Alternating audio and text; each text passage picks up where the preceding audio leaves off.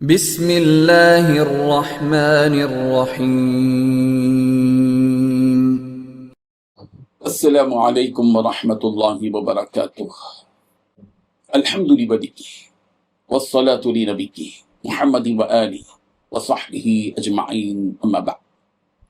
حاضرین و ناظرین، یہ درس قرآن نمبر 222 ہے اور آج سورۃ البقرہ کی 2 آیتوں کی تلاوت و تشریح کی جائے گی، آیت نمبر 278 اور 279۔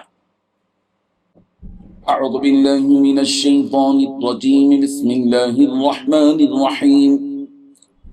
یا ایہا الذین آمنوا اتقوا اللہ وذروا ما بقی من الربا ان کنتم مؤمنین فإن لم تفعلوا فأذنوا بحرب من الله ورسوله وإن تبتم فلكم رؤوس أموالكم لا تظلمون ولا تظلمون، صدق الله العظيم۔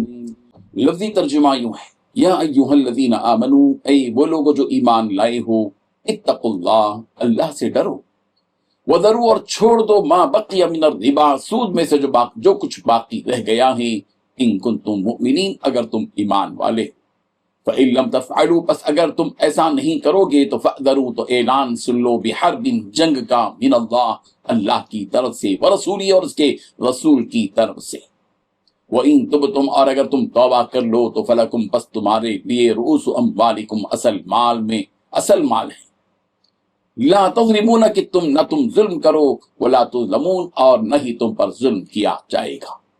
ترجمہ یوں ہے، اے ایمان والو، اللہ سے ڈرو، اور اگر تم واقعی مومن ہو تو سود کا جو حصہ بھی کسی کے ذمہ باقی رہ گیا ہو اسے چھوڑ دو، پھر بھی اگر تم ایسا نہ کرو گے تو اللہ اور اس کے رسول کی طرف سے اعلان جنگ سن لو، اور اگر تم سود سے توبہ کرو تو تمہارا اصل سرمایہ تمہارا حق ہے، نہ تم کسی پر ظلم کرو، نہ تم پر ظلم کیا جائے۔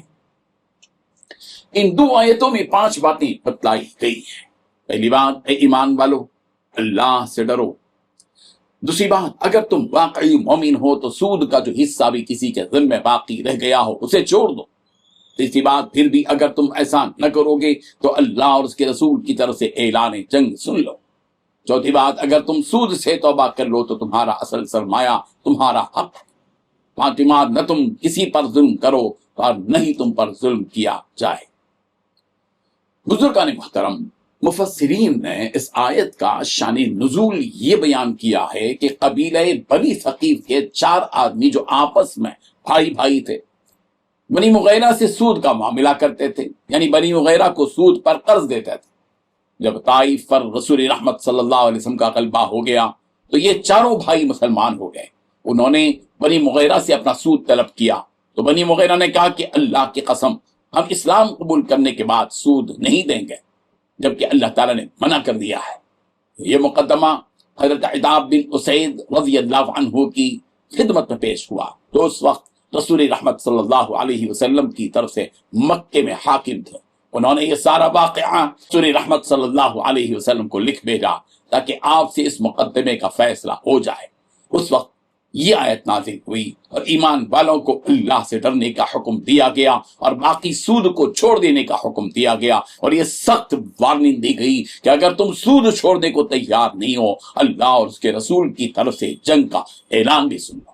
یہ بات سن کر ان لوگوں نے کہا کہ ہم میں اللہ سے مقابلے کی کیا طاقت ہے، ہماری میں کہاں طاقت ہے کہ ہم اللہ سے لڑیں، کس کے بس کی بات ہے جو اللہ سے جنگ کرے، ہم اپنا سود چھوڑ دیتے ہیں۔ آخر میں یہ بات بھی بتلا دی گئی کہ اصل مال تو ضرور ملے گا، یعنی جو اصل مال ہے وہ تو ملے گا، اس میں کسی پر کسی بھی قسم کا کوئی ظلم نہیں ہوگا۔ اللہ تبارک و تعالیٰ ان آیات کو سمجھنے کی اور سود سے بچنے کی توفیق عطا فرمائیں، آمین۔ وآخر دعوانا ان الحمد للہ رب العالمین۔